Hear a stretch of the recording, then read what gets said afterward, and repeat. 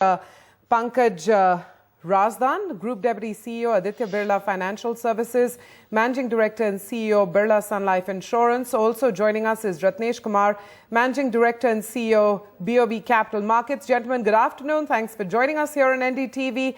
Pankaj, if I can start with you, stock take. Just a summary stock take before we get into the detailed good and bad bits of Budget 2017. I think it's a great budget, very well balanced for a sustainable growth. I think all the important things which got ticked up post demonetization actually gets fixed with this. So big focus around fiscal consolidation, a right focus on rural and infrastructure, tax compliance, digitization, and giving an absolute consumption boost at the rural level, which was much needed for a very long period of time. Okay, that's a nice summary. Pretty much captures the essence of all the good things in the budget. Ratnesh, when one was tracking the markets, it feels like the moment the budget speech ended, the markets heaved a joint sigh of relief, and that's when the gains became visible. Is that one way to explain the gains that we've seen today? And that aside, your stock take of what this budget has delivered. Yeah, so the way I look at it, there are some couple of really important things which are there in the budget. The spending on the capital expenditure side has been increased by 25%, and even then the 3.2% fiscal deficit is still being looked at. I think that's something to look forward to, because capital investment has been slow in the economy, and it is the government public spending which has to lead the way. So that's one positive which I see. The other thing which I see, which is quite relevant from the market's point of view, is the clarifications on the FPI indirect transfer taxation aspect is also something which the market is taking positively, and of course there was for some reason widespread expectation or speculation, whatever you might call it, that there could be some tinkering with the long-term capital gains taxes. Nothing of that sort has happened. And I think once the fine prints were gone through, that was indeed not there. So I think all of these factors put together are essentially which are keeping the market happy in terms of CGT not coming in, and some important clarifications on foreign portfolio investments, and of course efforts to boost more capital spending from the government side. Pankaj, a couple of things that were triggered off by demonetization first week of November onwards. Broad themes: less cash, more digital, support to that, detailed provisions out there which are supportive of more digital going forward. And then just the idea of encouraging productive investment at an individual level. It includes insurance, it includes greater affinity for the banking system over cash. From that perspective, and just look at it through your business lens, what do you see playing out in the months ahead? I think demonetization itself was a very big boost, because it brought all the non-formal economy into formal economy. That itself lended to huge amount of cash surplus in the banking system, leading to much higher investment in the capital market assets like either mutual funds or insurance or any other participating vehicle for capital market. Including even in this budget, if you really look at it, there is a lot of consumption drive which has been given at the lower end, and all the consumption drive doesn't mean that the extra cash which will come by the deduction of income tax or a lower tax will actually go into pure consumption or consumer consumption. Part of the money actually also moves to also savings and investments. So I think in overall, this budget actually talks about giving boost on the consumption as well as on the savings and the investment side. But are you disappointed that the corporate tax rate cut didn't come through? I mean, some of the conversations we've had, the disappointment has been palpable, Pankaj. But I think I'm looking at two or three important things which the indication have been given for 2023. Like, one, they're going to have a very strong focus on the fiscal consolidation. The debt to GDP will come down from 68 to 60%. It means government will have less borrowing. It means there'll be a lower interest rate, which means there would be some scope of getting this, though the roadmap has not been given. But it looks like more and more tax compliance and control of debt to fiscal GDP will actually eventually lead to ways of cutting down tax over a period of time. And how do you get that? Because today you have seen this thing happening in MSME. MSME has actually got the benefit. So somewhere we have seen the start. Maybe, yeah, for the corporate tax has not come through, but MSME, you have seen that up to 50 crores of turnover, you have seen a tax reduction. So I think these are some of the very strong indicators which looks like that over a course of time, and if the tax compliance improves, we would see some reduction in tax over a period of next 2 to 3 years' time. So though no commitment has been made in terms of the roadmap, but I think these are the feeling what you get when you look at the budget. Okay, Ratnesh, how does one approach the market here on? What are the opportunities that this budget has, in a sense, delivered, which can be played as themes in the market for you? What's your assessment? Yes, the market overall, where we stand, it is not just the budget. I think there are a whole lot of other factors which are going to come into play. First and foremost is the earnings recovery trajectory, as you may call it. Last 2, 3, 4 years, what we've seen is that the expectations of earnings have started at 15-17% and then ultimately ended at low single digits. And this FY17 is looking like something similar to that. So I think where the earnings go, what comes out of from the global front, especially with a lot of changes which are coming through from the US, that will also play a major part. But from the Indian market's perspective, what we've seen so far is strong domestic flows which are counterbalancing the emerging market outflows which are impacting India as well. And going forward, I don't see the trend of emerging market outflows immediately reversing.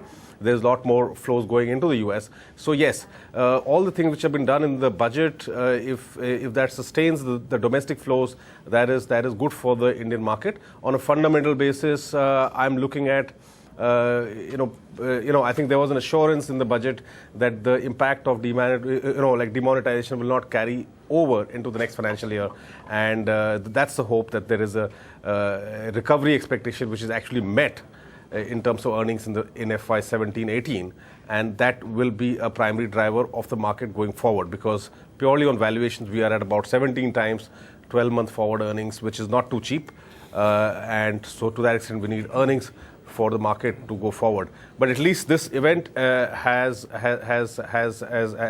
gone through, and there are some positive impulses which the budget can provide, more specifically given in the light of events in the last 3 to 6 months, more formalization of the economy, leading to more financial savings, more financial assets. I think all that is good for the economy and the market going forward. I'm wondering, Pankaj, if you agree. I'm going to say that, look, if there's one gap that I see, it's a focused, targeted approach to spurring private sector investment. And the economic survey outlined that the problem is fairly acute. Could there have been room to do more when it comes to really spurring private sector investment? The crowding in approach of the government, well, it's had very limited sort of gains on the ground. Yeah, I mean, everybody is looking at there would be some stimulus to a private sector investment. But I think looking at the current global situation around the world, what is there, you have to look at that. How do you really, introduce growth? Because there's also a pressure of revenue. Because giving any kind of a stops at this point of a time, your fiscal consolidation was gone out of the line. Because to really, inspire growth at this stage in a private sector, one has to go and give a lot of stimulus.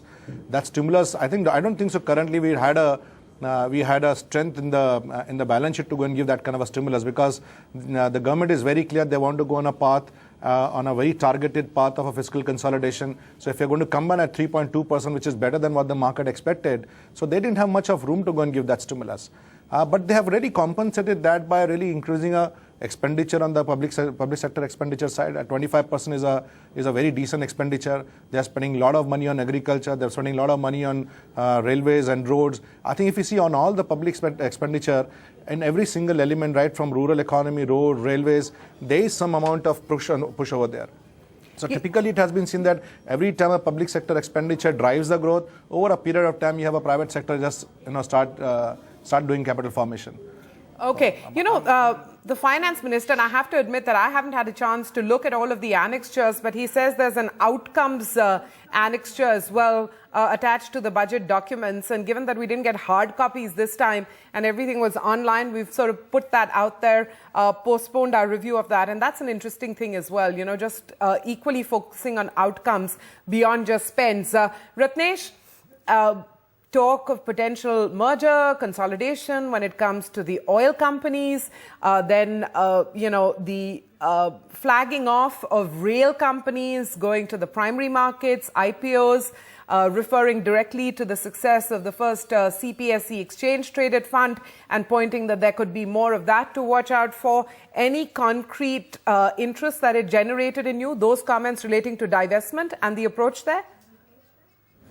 I think what I've noticed in the last 6-8 months is that the discussion around divestment is now expanded to beyond divestment to even strategic sales in certain companies. That's a positive, because what we've seen in the last few years, that the divestment targets by themselves have been tough to meet.